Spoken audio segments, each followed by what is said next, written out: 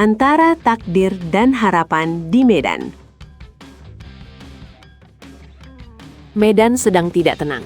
Gor Voli Sumut Sports Center bukan lagi sekedar gedung olahraga, tapi sudah berubah menjadi arena penghakiman bagi mereka yang disebut bintang. Media sibuk menggoreng statistik. Netizen mulai mengetik narasi-narasi heroik, padahal secara teknis, ini hanyalah satu dari sekian banyak jadwal di kalender. Lucunya, semua orang bersikap seolah-olah dunia akan berhenti berputar jika bola voli tidak menyentuh lantai sore ini. Hype-nya sudah sampai ke ubun-ubun, sementara para pemain mungkin hanya ingin memastikan sepatu mereka tidak licin. Sebuah panggung yang megah untuk sebuah drama yang katanya tak terelakkan. Mari kita lihat papan klasemen, sebuah benda mati yang paling jujur dalam menyakiti perasaan. Di satu sudut, kita punya Jakarta Pertamina Enduro. Mereka datang dengan status juara bertahan, membawa aura superioritas yang terkadang terlihat menyebalkan bagi lawan-lawannya. Posisi mereka nyaman, tapi kenyamanan adalah jebakan paling mematikan dalam olahraga profesional. Di sisi lain ada Livin Mandiri. Jika Pertamina sedang terbang di atas awan, Livin sedang merangkak di lorong gelap. 2 pertandingan, 2 kekalahan telak, 0 set yang berhasil dimenangkan. Secara teori, mereka adalah santapan empuk. Secara logika, mereka tidak punya beban, karena memang tidak ada lagi yang bisa dikurangi dari angka 0. Mereka datang ke Medan bukan untuk bertamasya, melainkan untuk mencari sisa-sisa harga diri yang tercecer di Pontianak. Semua narasi kehebatan Pertamina bermula dari sebuah keajaiban di seri pertama. Bayangkan, tertinggal 2 set langsung dari Jakarta Electric PLN, penonton sudah siap-siap pulang dan para kritikus sudah menyiapkan draft hujatan. Namun, di sanalah letak titik baliknya. Mereka tidak sekedar menang, mereka melakukan perampokan mental. Skor 3-2 itu bukan hanya soal angka, tapi soal bagaimana mereka menolak untuk kalah. Kejadian itu memaksa seluruh tim di Proliga untuk sadar. Pertamina punya nyawa cadangan. Dan kesadaran inilah yang sekarang menghantui Livin Mandiri. Apakah mereka akan menjadi korban selanjutnya dari momentum comeback yang mengerikan itu? Atau justru menjadi batu sandungan yang tidak disangka-sangka? Tekanan mulai naik secara perlahan namun pasti. Fokus semua mata tertuju pada satu nama, Megawati Hangestri. Sang Megatron bukan lagi sekadar pemain, dia adalah sistem. Dengan 20 poin yang ia kemas di laga perdana, 18 diantaranya adalah serangan murni yang menghujam bumi. Megawati adalah definisi dari ancaman nyata. Namun, jangan salah fokus. Di sampingnya ada Iyana Sherban, pemain asing yang diam-diam mengumpulkan 23 poin tanpa banyak bicara. Karena ada 2 poros serangan yang sama kuatnya, maka lawan dipaksa untuk memilih racun mana yang akan mereka minum.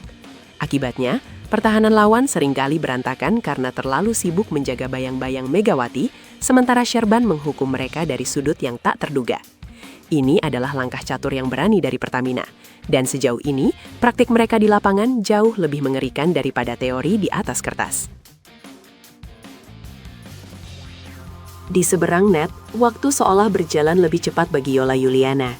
Sebagai kapten Livin Mandiri, beban di pundaknya bukan hanya soal teknis, tapi soal menjaga mental rekan-rekannya agar tidak hancur berkeping-keping. Bayangkan rasanya kalah 3-0 berturut-turut dari Bandung BJB dan Electric PLN.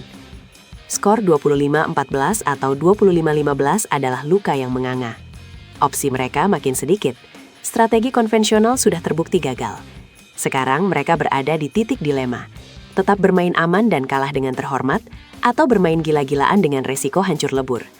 Shalomita dan kawan-kawan harus memutuskan dalam hitungan detik di atas lapangan medan yang panas ini. Jika mereka gagal bangkit sekarang, narasi tentang mereka musim ini mungkin akan selesai lebih cepat dari yang dibayangkan. Lampu gor meredup di mata para pemain, menyisakan cahaya terang di atas lapangan kayu. Tidak ada lagi candaan di bangku cadangan. Tidak ada lagi senyum untuk kamera. Di titik ini, statistik Megawati atau sejarah kekalahan Yola tidak lagi relevan. Yang ada hanyalah 1 bola yang melayang di udara dan 6 orang di setiap sisi yang siap mempertaruhkan segalanya. Suasana menjadi sunyi di tengah kebisingan penonton. saat Megawati melompat untuk melakukan smash atau saat Yola mencoba melakukan blok krusial, waktu seolah berhenti. Ini bukan soal siapa yang paling populer di media sosial.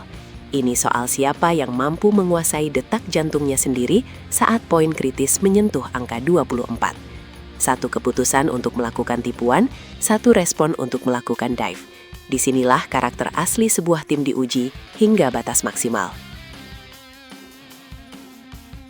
Apapun hasilnya nanti, pertandingan di medan ini akan mengikat logika kita tentang peta kekuatan Proliga 2026.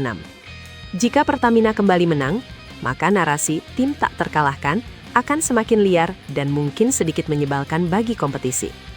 Namun, jika Livin Mandiri mampu mencuri kemenangan atau setidaknya memberikan perlawanan sengit, maka kita akan sadar bahwa voli bukan matematika.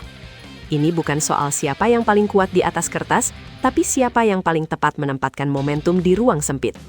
Sarkasme lama tentang tim lemah akan gugur dengan sendirinya jika Livin mampu membuktikan bahwa angka 0 di klasemen hanyalah angka sementara, bukan takdir permanen.